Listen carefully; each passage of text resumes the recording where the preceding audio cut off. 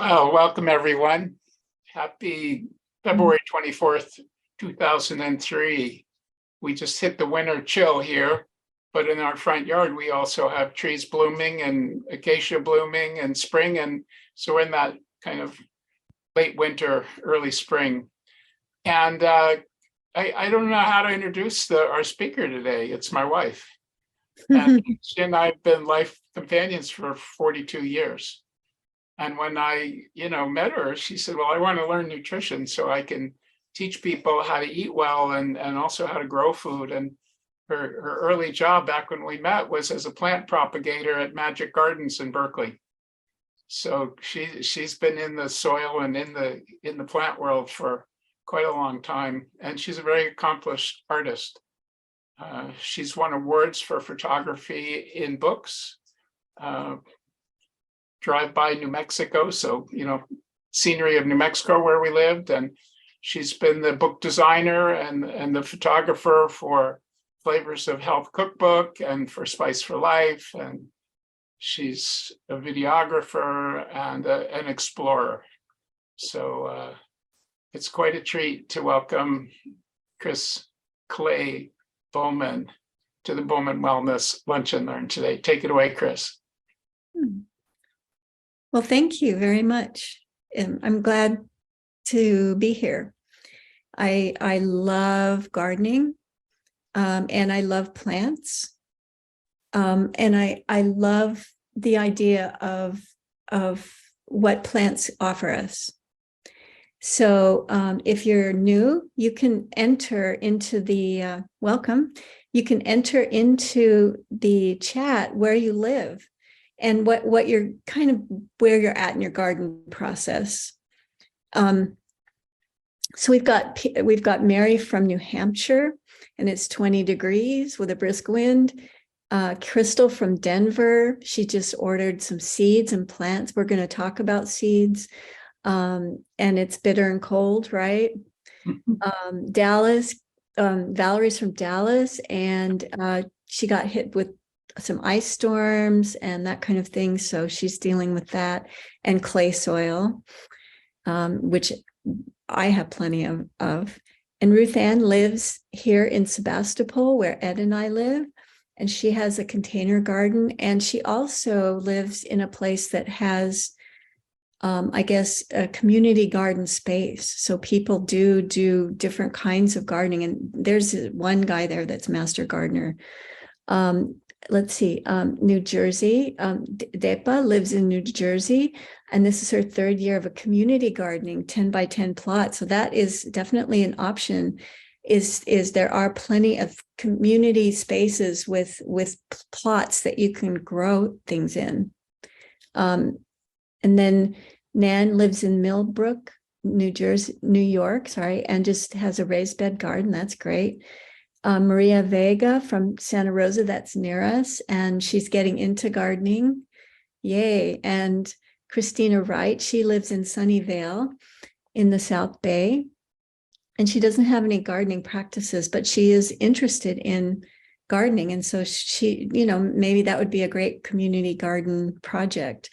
Elsa is from Costa Rica, and she's going to start soon. Philip, a very wet Oakland day. Did it snow in Oakland? No, I know. I was like, no, I want snow. I know that that's contrary to some people's here.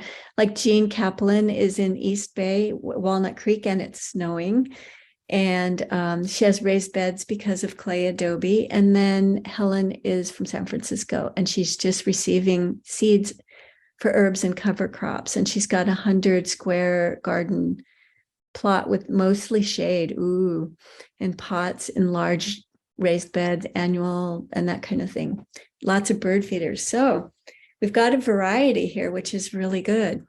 So I'm going to talk about some things today, and I'm also going to be giving you resources because I can't cover that much in like the time that we have.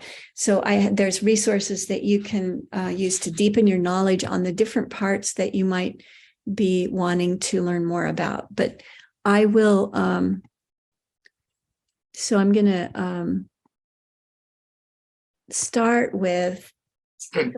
This is, you know, I love this slide. I love both of these slides because one is of kids being in a garden, and this is what a community garden looks like. And our town has one, we have a couple of them. And so it's very easy to see if you can get into one of these, and the gifts of gardening are for personal benefit. So when you are gardening, your hands are in the dirt, you're growing things, you're able to take it to your table, right? And it creates an avenue of that's very therapeutic because you're connecting directly with nature. Sometimes I just go and sit in my garden because I just love seeing the bees and the different plants. Community benefits with local farmers and non-toxic natural growing methods, and sharing with neighbors. Like when we have apples here and pears, people, you know, you go to someone's house and they're like carrying stuff out. Oh, you'll take some apples, right? No, I have a lot, but you can share with neighbors, and you can reduce the carbon footprint. So is it too early for people in New Jersey to envision their garden into existence for this year? This is really the time to actually, you know, plant seeds and to even like envision, well, what do you want? You did something last year and now you want to build on it. You want to build on that. I think there's some feedback going on, yeah? So maybe if people could, I don't think it's me. Let's be sure to mute. That's the key is. Yeah. So everyone, Yeah, thanks. yeah. And if you haven't, put your place where you live and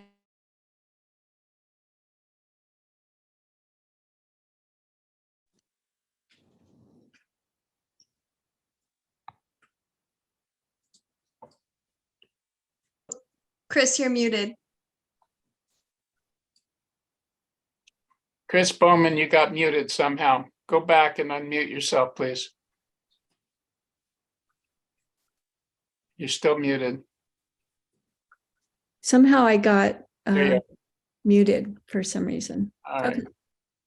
All right. So where were we? Okay. So with gardening, you know, timing is everything. And you may decide that you want to have this huge big garden with lots of different vegetables. But but my experience has been is that I've built my garden over time, so that I have a couple of plots and I learned what works and didn't work. And so if you pick 10 vegetables or something like that to work with, then you can build over time. Like if you had 10 different vegetables over the course of this year, then you can build and add more. Or if you had a whole bunch and you realized that, you know, the basil it doesn't work, then you can hone it down. So this is the time to look at what you did before and what your goals are for this year. And it actually is really great to actually think about these things for a variety of reasons. So to have a successful garden experience, you need to make a plan, even if it's just in your head or on paper or in a journal, to have 4 different areas that you understand.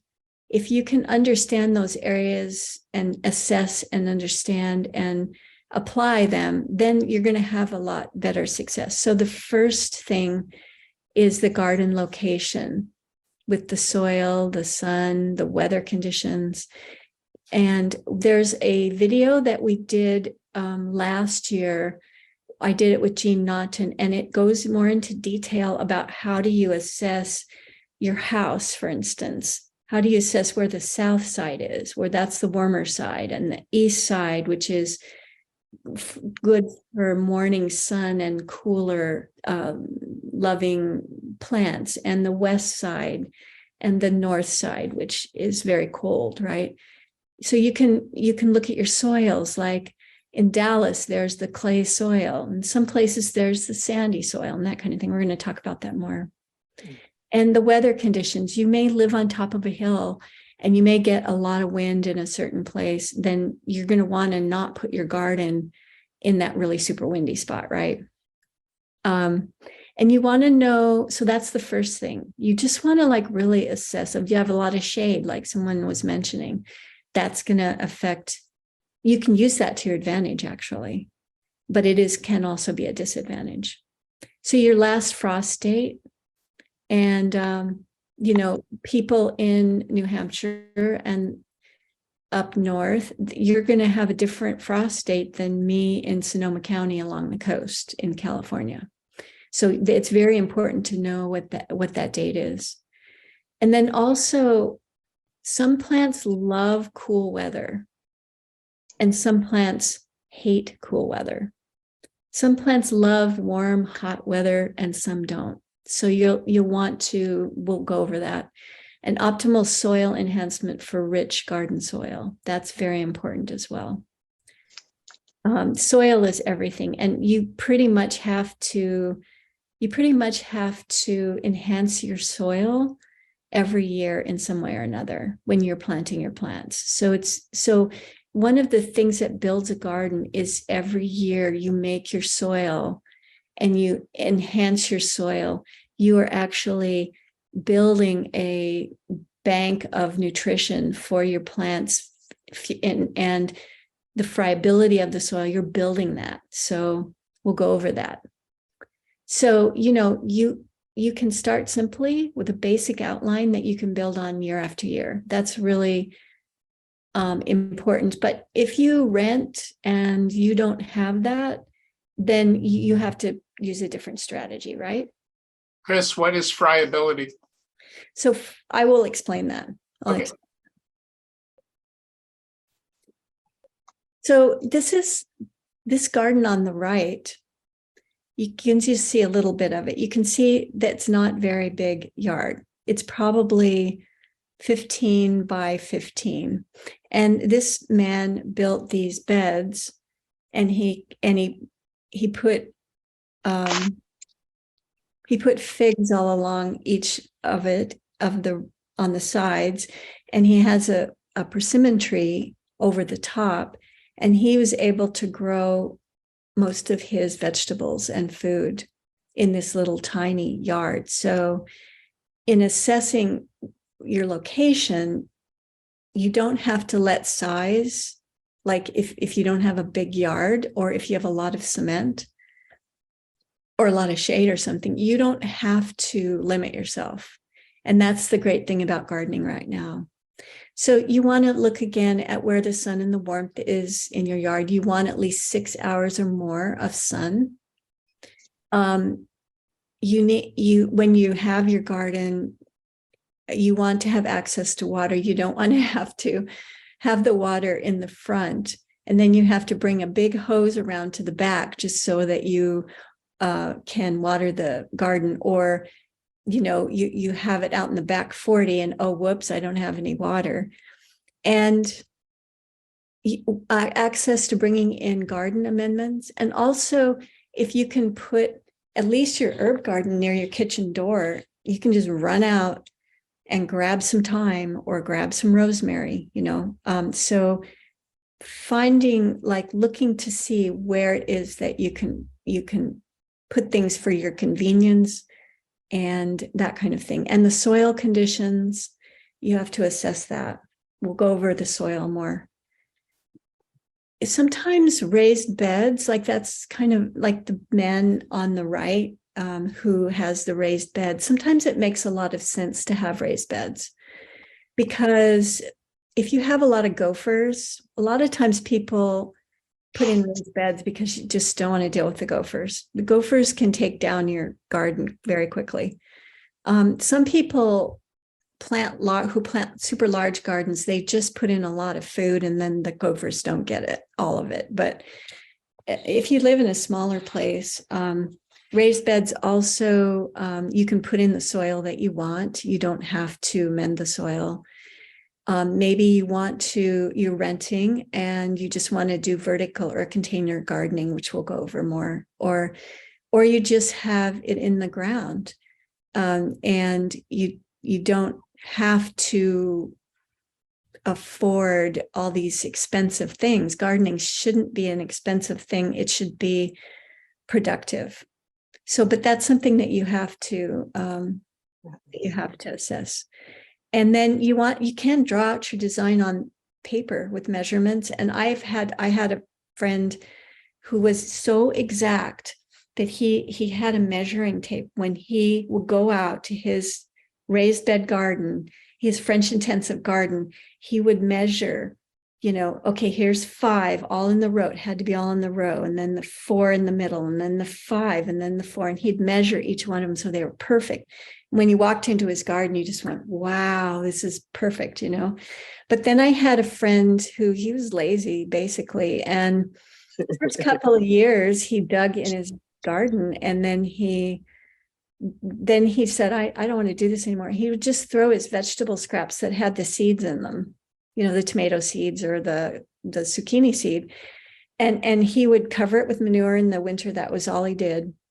And the manure broke down. And so by the time it was time for the seeds to come up, they would come up at exactly the right time.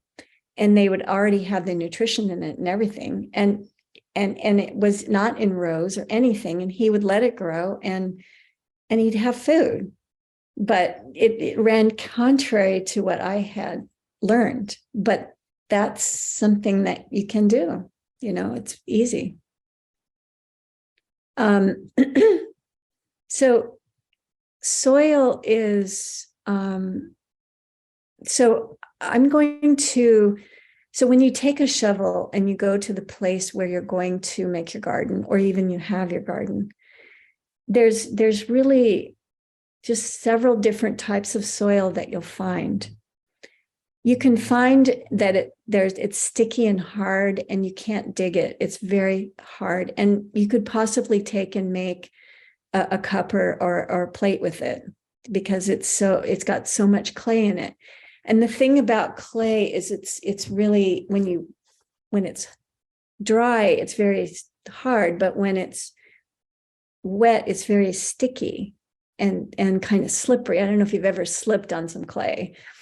And it's just not very good for plants in that form, because it's not permeable to water. The plants can't get their roots down in. If plants do grow in it, it's because they're really hardy. But the thing that's really great about clay is it's very mineral rich. So if you can get some compost into that clay soil, and you'll have to do a lot, it will actually soften it up, and it will make the minerals that are in the clay that are beneficial to us and to the plant. It will make them available, because clay actually has an electrical charge in it that keeps it sticking together. So if you have rocky with very little soil, plants don't like that, but you can take the rocks out, the big ones, and you can add compost and humus. Well, you could add humus if you want, but that's not what I'm talking about. And then you can make it more soft and malleable, and for it to hold the water more. You find that it's very easy to dig, but there's a lot of sand in there, but not much soil. Then you're going to have to add more compost to that also, because the compost will help it to hold water. It will drain water out so quickly that the plant will not be happy either. None of the plants. Like, it has to be adapted to the sand or the rocks or the clay for it to even be happy. And we're growing vegetable plants, and we want them to be as productive as possible. So the soil is the food for the plant. It's its home. So of course, the best soil, like on the right, is the dark, rich, loamy soil, which is a combination of, which has a lot of compost. It has a lot of rich dirt, and it's very easy for you to get your hands down into it. And the thing about compost, the thing that compost adds besides just fiber and lots of things like that is humic acid. And the humic acid changes the chemistry of all of the above soil conditions. It changes the chemistry, and it makes it, it's what river beds over thousands of years do. They deposit these layers of organic matter that break down and make that rich soil that we have, like in the middle of the country and everything. So I'm going to go over one more slide about soil, and then I will then I'll stop and I'll see if there's any comments or questions. Is that good? Sure. Because soil is a really big topic, actually, for gardeners. It's very big. So the big deal is that you want to build your soil. You want to, each year, you want to increase the 3 components. You want to increase the aeration, which means that the plants will easily be able to get their roots down into the soil. And if you buy potting soil, you'll see that they've combined some different things in it so that your plant will have an easy time in a pot. Because if you think about putting a plant in a container, that's stressful for the plant. But if you put potting soil in and you plant the plant in there, the potting soil has the aeration. It drains the water out. It doesn't sit and rot the roots. But it also retains the moisture that the plant needs. So you've got that, and then it has nutrients. And so every so often we'll add nutrients for the plant, but the soil itself has its own characteristics, and friability is really the aeration piece of it. That's what, if I use the word friable, then that's it. So when you're digging around in your soil and you've ascertained that, it took you 3 days to dig a 3x3 because it's got so much clay in it or something like that. But when you're ready, you can start to add things to your soil to change the consistency and change the health of your soil. So again, compost is something that people talk about a lot, and you can make your own compost. There's even, my family got me a electric composter to put my vegetable scraps in. And I have to say that I'm not that enamored of it, because it basically just dehydrates the vegetables. And then I put it into my garden. But I do also have worm beds. And at the bottom, you see how the worms are kind of crawling through things. They take care of a lot of my vegetable scraps. And then I use the worm castings in my garden. And you can also buy it. But the compost is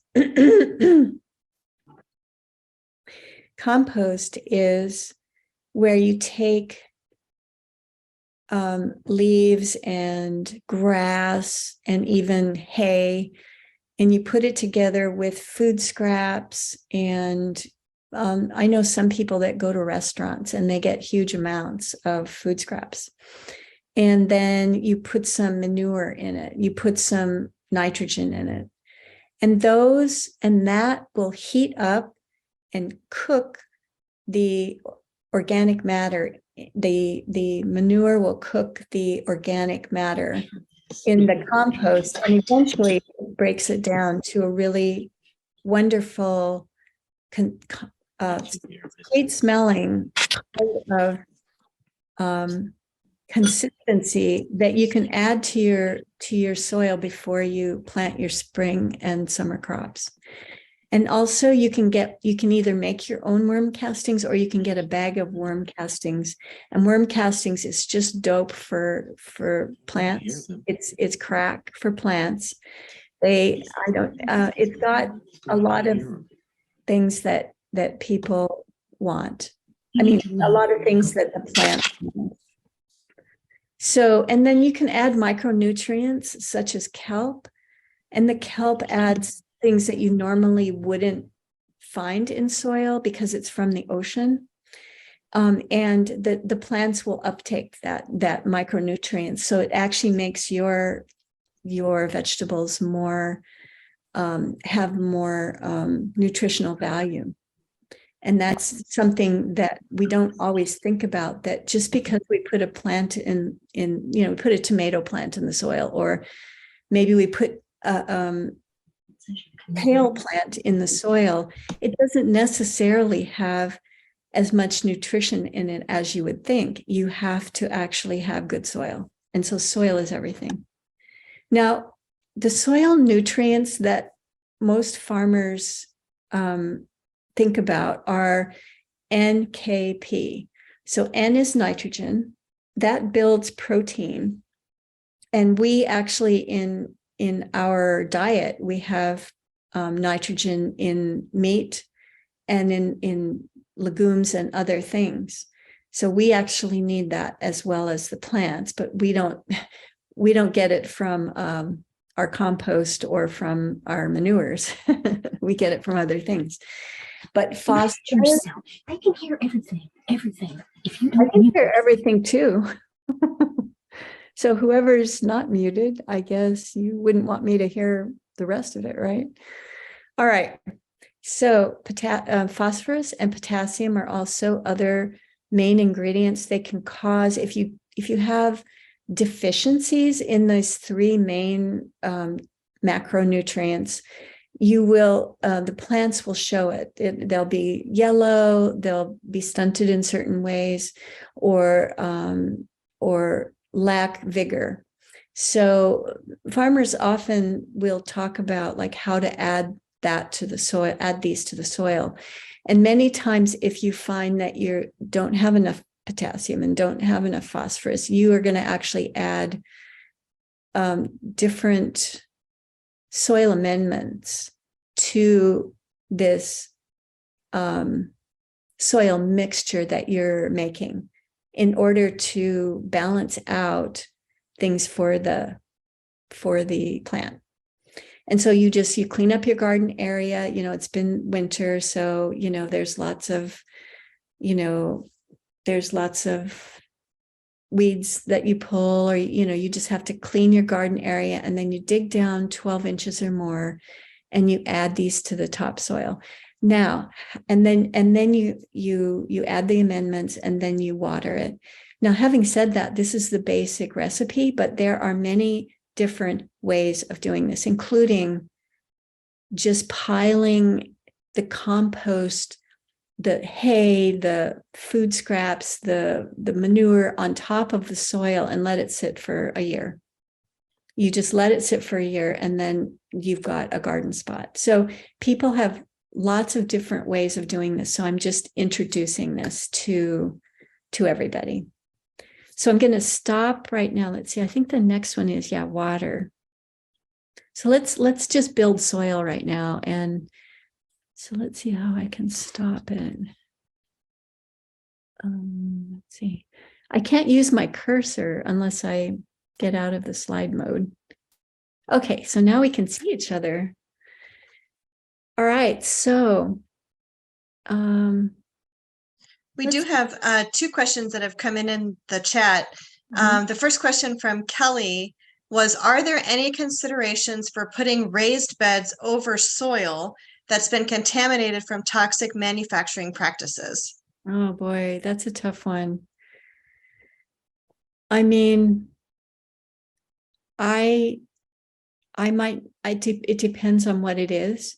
So for instance, like lead, So say if there's lead contamination from old paint or even from the water, lead is moderated or taken up by using compost. And so if it's something like a really toxic chemical that was spilled or a dry cleaner used to live there or something like that, I don't know if I would do that.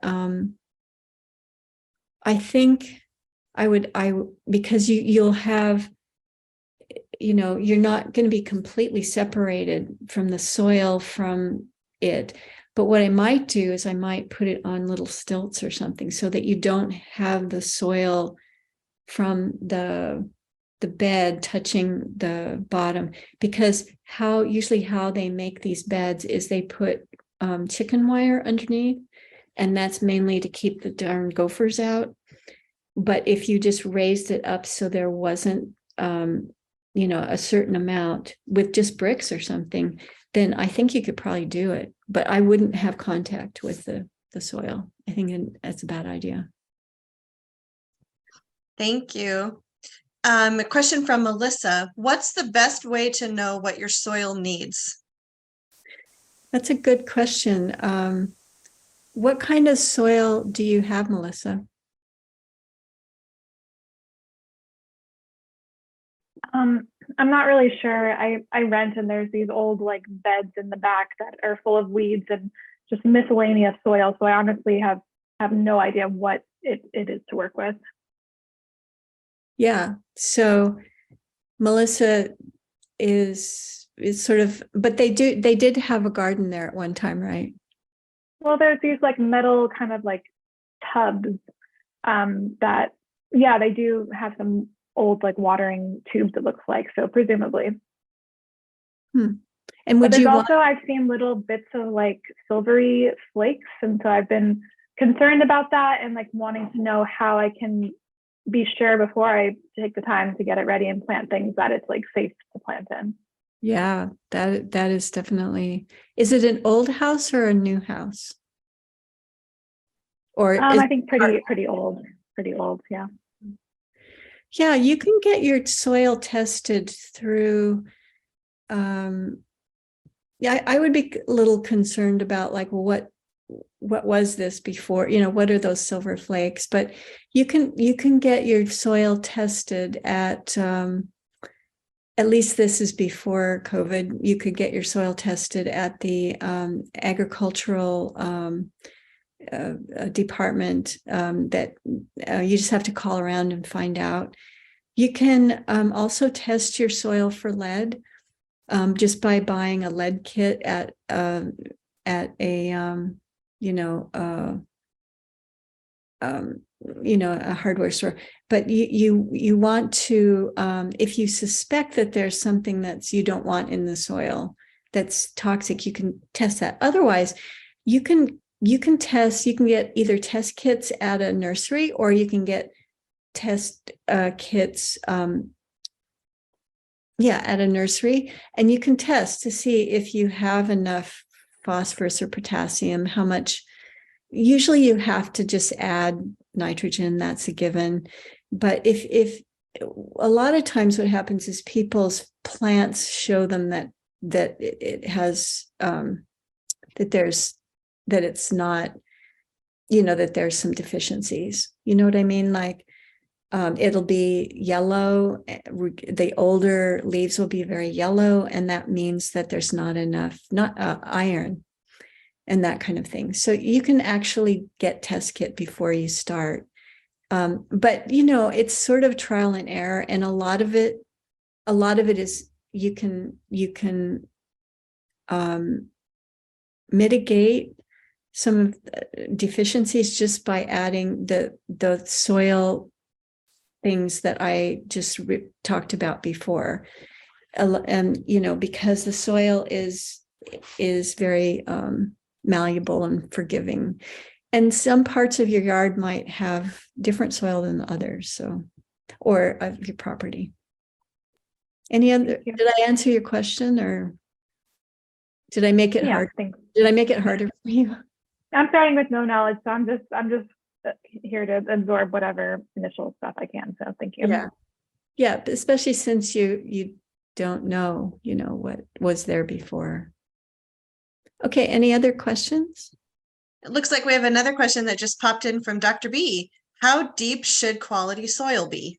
Now that's a very interesting question, because there's different techniques. So some techniques, you like, there's something called the French intensive gardening. That's kind of what I learned, where you start at one end, you dig down about 8 inches, and you pile that 8 inches on.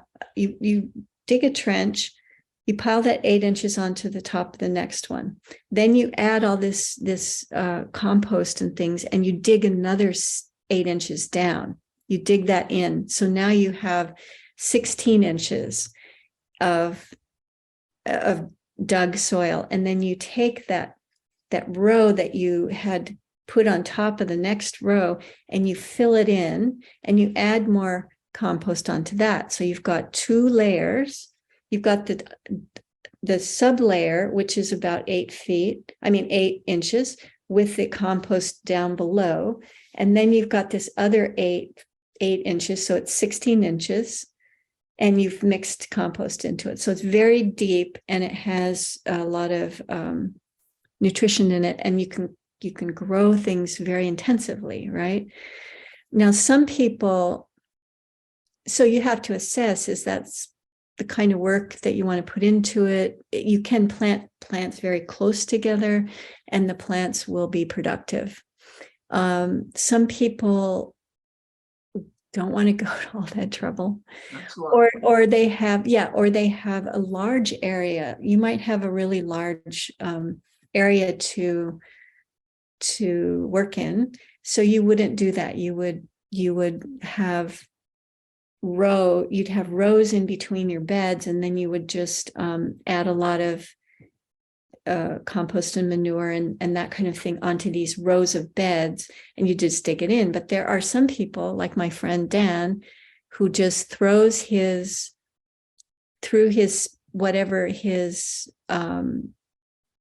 eat a tomato, and he'd save part of the tomato with some of the seeds, and he'd just throw it out into his garden during the summer. And then in the fall, he would put some manure over it. And then he'd let the seeds come up in the spring, and the seeds were very strong because of that. They weren't in rows all measured out and everything like that, It was just like a crazy quilt pattern, crazy thing that he had, but he did get food out of it. So there are a lot of different ways of doing it. And I have resources for you to watch and look and see. Any other questions or anything? So let me go on. Mary had a good comment. She said your local extension service can help you. Yes. Yeah. Yes. And yes. So here, let me do this. So yeah, it's an excellent point. Mm-hmm. Your extension service will know what you can grow. They'll know it. If you ever get any diseases, you can take them in. There's usually at least one nursery in your area that can tell you a little bit about the plants as well. And there's also something called the Master Gardeners. And the Master Garden program is a program that people actually take, and they get a certification. And we have Master Gardeners at our farmers market, and so you can go and ask them anything. And there's even a show on our station, our KSRO station, which is AM, which is a garden show on Saturday mornings. So there's plenty of knowledgeable people around, and even your neighbors are knowledgeable about this kind of thing. But the extension is gold. This is so gold. Again, I don't know what it's like now that COVID happened. There seems to be a lot of disconnect, but people love gardening, and they are experts. One person might be a we have an expert tomato grower here, and he actually comes to our farmers market and delivers. We wait for him. So he waits until longer than what a lot of people wait. I'm going to go into that, but he sells his all kinds of tomato plants, and he gives us recipes and gives us tips and everything like that. So of course, okay, you go in the middle of May, beginning of May, middle of May, to get your tomato plants from this guy because he's the expert. So, okay. So now we've assessed our soil, we've assessed our location, and now we're assessing our water, because water is really critical after you've planted your plants. And even if you've just planting seeds, you want to know what water requirements are for each of the plants. And some plants require a lot of water all the time. And some plants you can they require water in the beginning until they start to grow, and then you have to cut back or you will be overwatering them. So for instance, tomato plants, they need water when you first start watering them, but you can cut back on tomatoes, because there's even people that grow dryland farm tomatoes so that they can acquire a drought tolerance that actually enhances the flavor of the tomatoes. So what they do is in the spring, they start the tomatoes and it's really early, and they water them until they start growing. And then they accustom them to not having as much water. What that does is it intensifies the flavor of the tomatoes. They might not be the big, beefy ones, but they're smaller, but they're much more intense flavor and delicious, really. But if you did that with lettuce, and you tried to cut back on the water, the lettuce would become bitter. And it would become bitter because it wasn't getting enough water, or because there's too much heat for it. So you have to know each plant. If plants get too much water and you're watering them too much, they either will get yellow or their roots will rot and they'll wilt. If they get too little water, their roots and leaves will dry out and they'll wilt. So sometimes when you have plants that wilt, you don't know whether they're getting too much water or not enough. So you kind of have to experiment, cutting back or adding more, that kind of thing. So this is where you really learn this is where your relationship with your plants are kind of like your family members, kind of like your pets. And you will, after a while, you'll be in sync with them. If you stay in sync, you'll be able to ascertain it.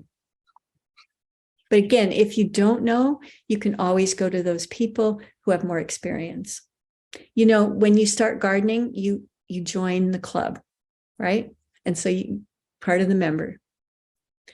Okay, so this is a very important thing to know, your last frost date. And we have people from all over the country here. So they average out the frost date by the last light frost of spring, or the first light freeze in the fall. But it will vary from year to year. And there are some plants that don't mind. Like the plant on the left is a beet plant, or it might be, I think it's a Swiss chard. They don't mind if there's a little frost. And there's other greens that, if they get a light frost, it's 29 degrees to 32 degrees. It's tender. You might try covering them, but it probably won't hurt them that much. I have lemon trees and other kinds that are frost tender, but they have become accustomed to down to 29 degrees. If it's below that, then I do try to cover them, although, sometimes it's hard. A moderate frost is 25 to 28, and a severe frost is below that. So you want to make sure that you know when to cover your plants when you've done that. And then northern gardeners, you will have cool weather veggies that you can plant out, maybe starting around April, and then your warmer veggies around the end of May, and it will vary. So you kind of have to check with the people who are the experts in your neighborhood to see when they plant it, because your house might have microclimates where you either live in a little bit more of a warm zone or you get bigger, badder frosts. So you kind of have to learn as you go. And southern gardeners, we can plant our cool weather veggies earlier. Like I said, April 1st, but in reality, we can plant them in February or March, April. We can plant them where I live. We can almost grow things year round if we just cover them when the it gets cold. So again, this is just to show you that one other thing about the frost date, like things like tomatoes, which are warm season veggies, the tomatoes hate coldness, and we always want to plant the tomatoes out early as possible so we can get as many tomatoes.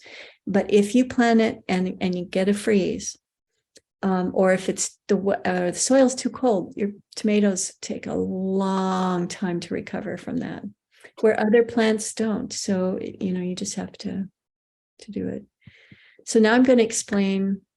So how are we doing? Well, it's about 6 minutes to the hour. Okay.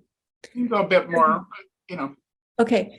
So there's cool weather veggies and there's warm season veggies. So the cool weather veggies are lettuce, bok choy, radishes, kale, broccoli, peas, celery. They love to be planted earlier in the spring.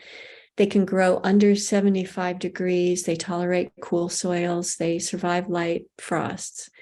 And you can even grow these cool weather veggies under things like tomatoes, which provide some shade for them in the summer.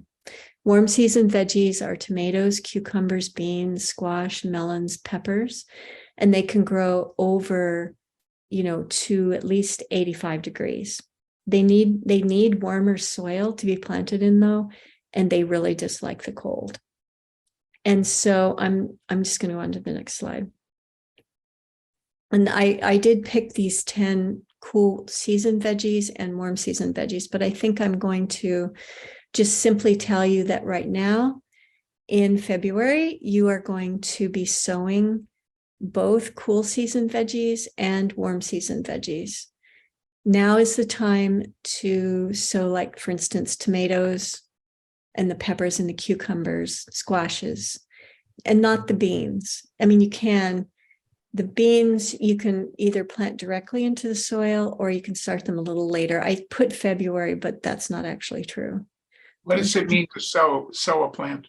Oh, sowing a plant. So I'm going to go over that on this slide, which is that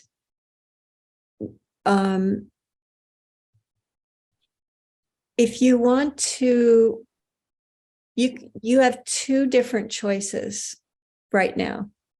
You can choose to order seeds, and now's a good time to order the seeds. And there's some spectacular things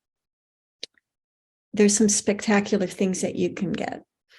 Or you can wait, and your garden supply place, like we have one here that actually does provide a lot of heirloom varieties of plants and that kind of thing.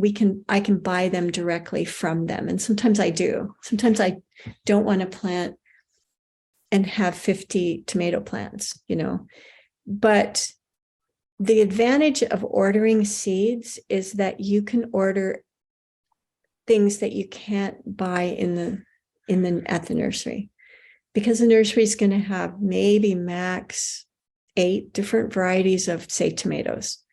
But in these, like the Baker's Creek heirloom seeds that I have here, they are actually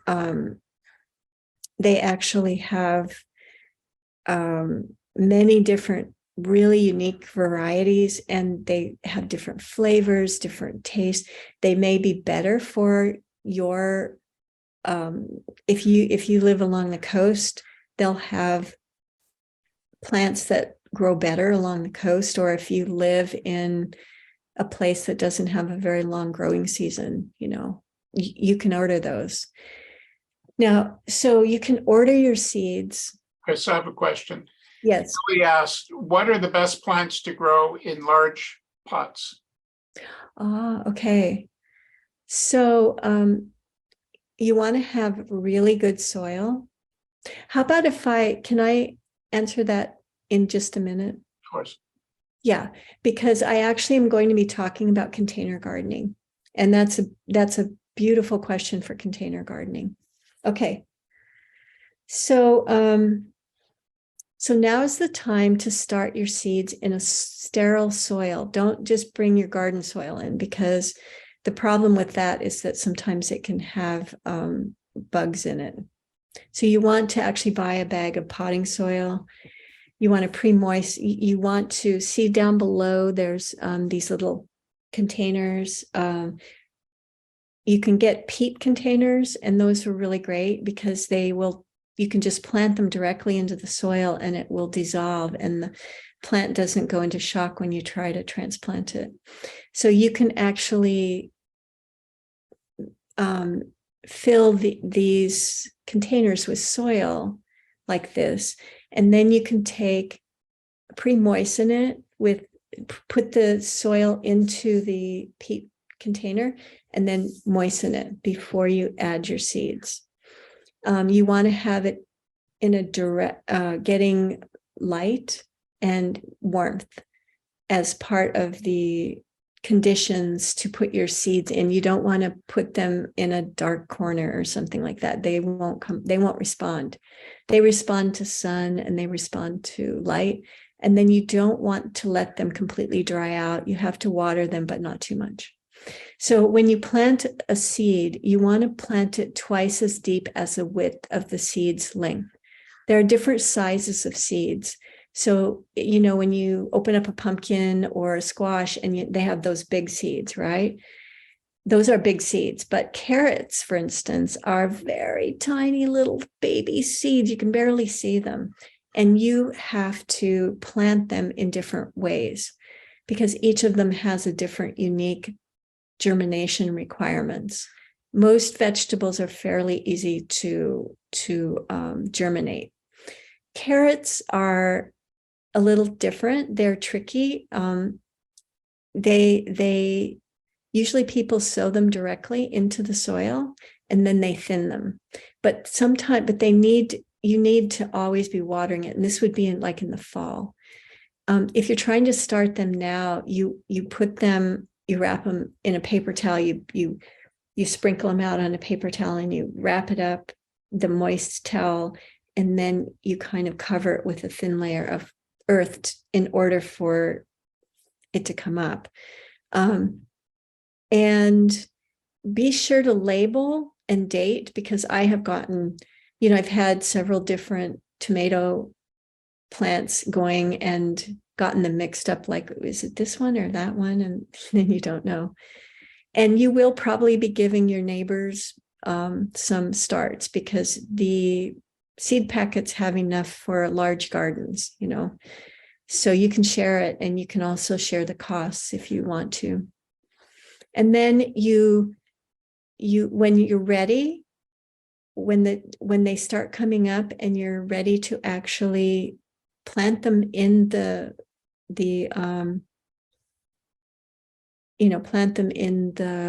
garden outside, because you'll be doing this inside the growing of the seeds.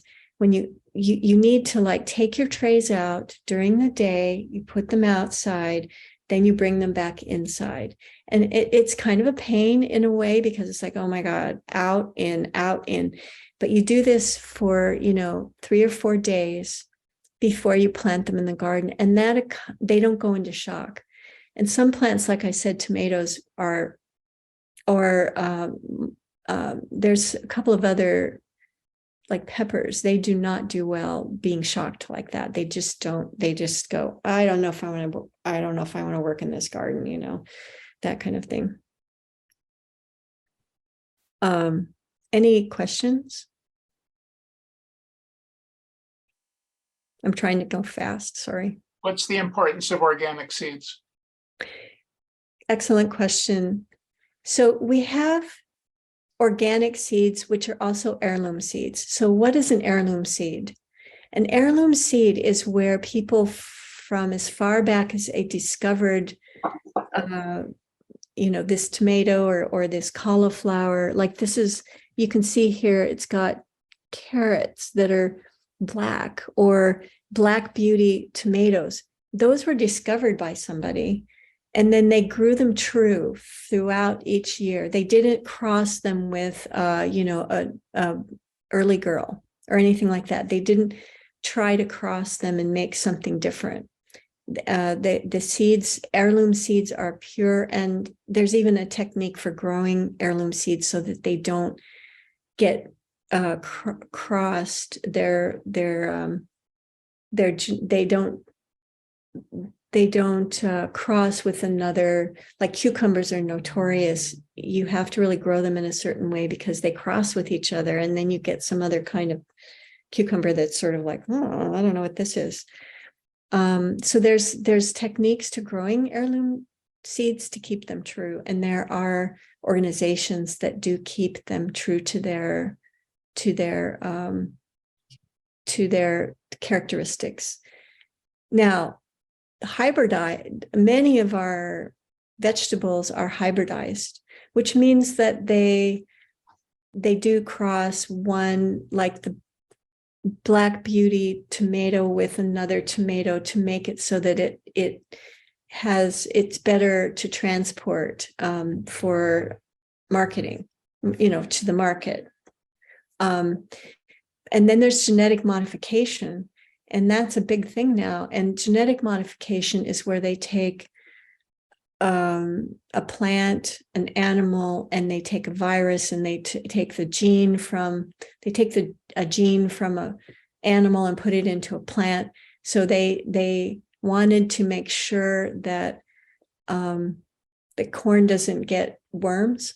So they genetically modified it by putting a bacteria called BT, basically Bacillus thuringiensis or something like that, and it is, they take a virus and they inject it into the corn seed, and then that corn seed has both of those things in it. And so genetic modification is really popular, but along with the genetic modification comes a great deal more pesticides and herbicides and fertilizers being used.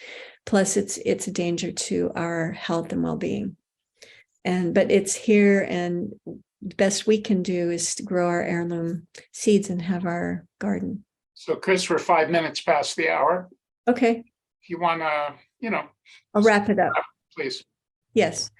So this is a design. So what now it's time to plant, right?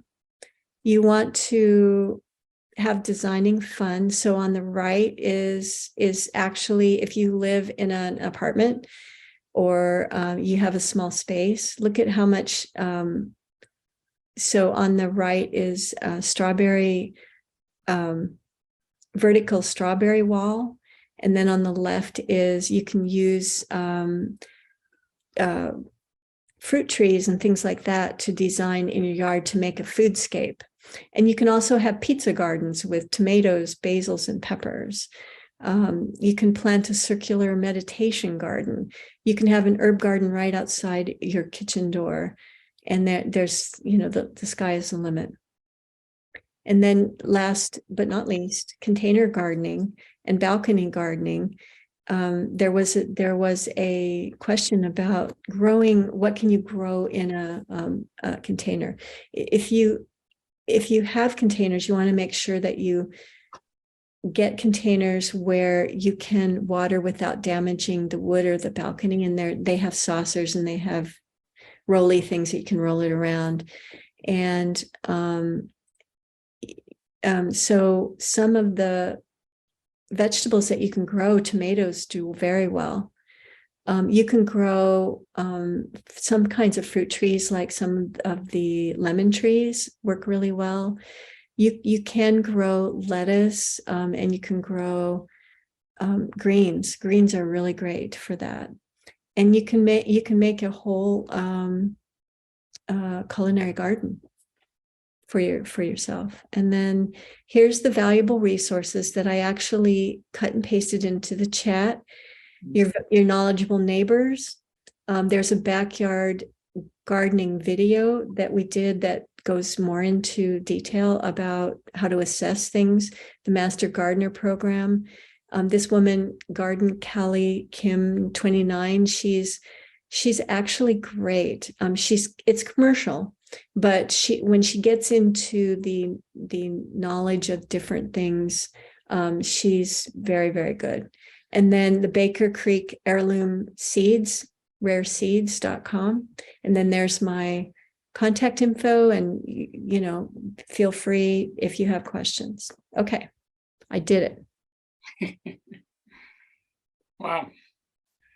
So friends, what can you take away from this talk? I mean, we're all thinking about getting started, and I don't want us to be overwhelmed because there's a lot to understand and to do. And the one thing I'll say is it's good to go with a friend who knows what they're doing. So if you're a newcomer, you invite a friend who's experienced, and that's how the best way to get started and learn.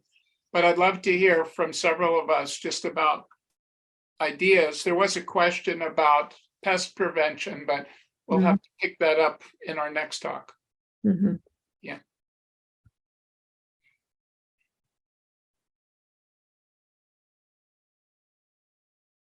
Anybody care to share? Either verbally would be best. If you open up your camera, we could see everyone. We could see the garden in the room here.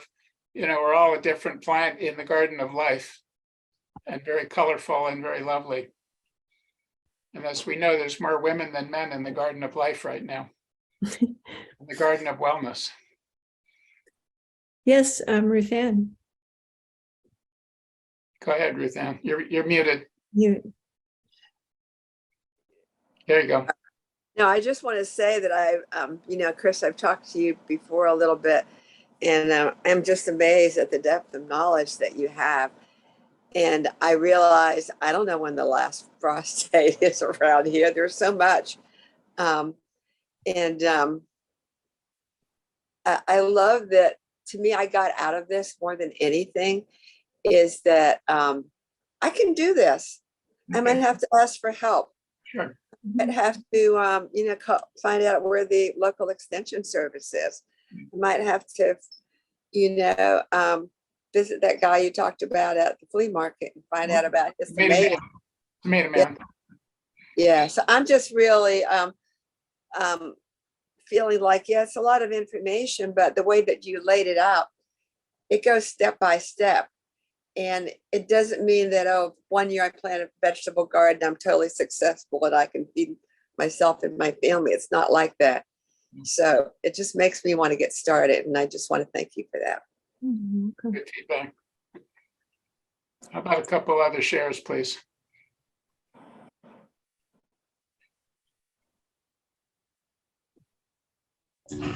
I wrote this in the chat, but I was really happy to learn about digging to a depth of 12 inches to add the nutrients. I never knew that.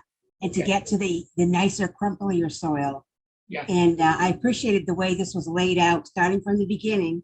Step one, it was very well done. Great presentation. Thank you. Thank you. I encourage you all to contact Chris by email, chriscbauman@gmail.com, because in a short talk, there's only so much you can cover, and she's knowledgeable and so forth. Plus, we learn from each other. That's the whole point. Is everything's changing, so why don't we try this? Well, that worked, or it didn't, because even things that worked before don't always work now because there's so much change in the environment. But what I want to make sure of is that we see that the soil is really where our nourishment comes from. And so that's the problem with a lot of commercial food is it's not grown in healthy soil and has glyphosate, which is Roundup, which is very toxic and disease promoting. So even the smallest of small little soil you build, you cultivate a little bit of soil and you buy some, compost and some humus and you mix it and you make a little baby plant. It's just so precious. And that's how it starts. And children should be part of this because they could see how life works. Not that you go to the market and buy food or it's in a bag. It's earth-based. And we can all do this, but it's collaborative. It's got to be collaborative. It's not a one-person show. We're not homesteaders and pioneers. We're people in neighborhoods, and this kind of growing things together and sharing food together really brings us into relationship with each other and the soil, which is it's nice. Yeah, and I think that we're going to need each other more.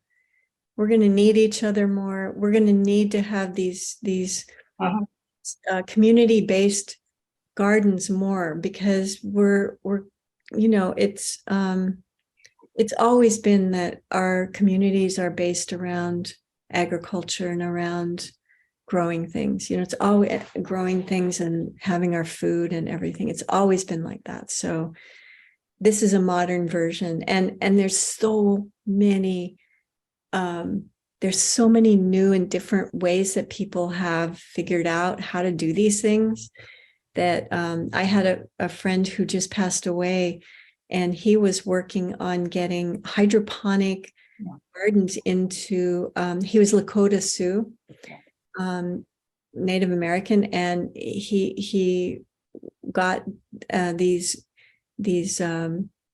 hydroponic towers for the kids to grow their salads and Vertical gardens. Vertical gardens. And it's kind of transformed things for kids, and there's so many different ways of doing this that it's very exciting. So I think we have new friends on the call who haven't been with us before, and some who are old friends like Bidou. But if you're not a member of Bauman Wellness, it's free, and we're non-commercial. So it's like public radio without politics.